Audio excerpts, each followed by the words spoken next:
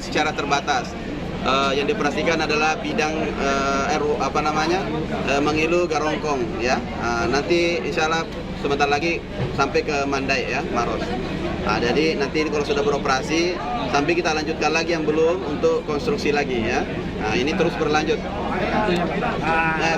Sudah ada saya dapat kartu. Untuk pembelian tiketnya di mana, Pak? Hah? Pembelian tiket? Pembelian tiketnya free, tidak perlu tiket sekarang. Langsung pakai. Datang aja, naik. Caranya naik kaki kanan boleh.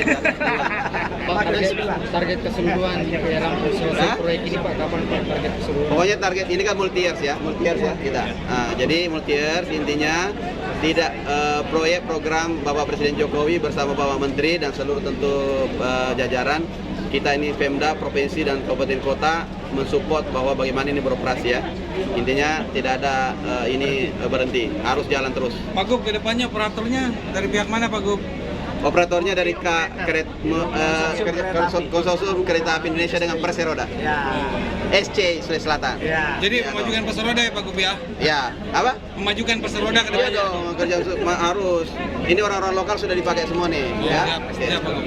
Membuka lapangan pekerjaan.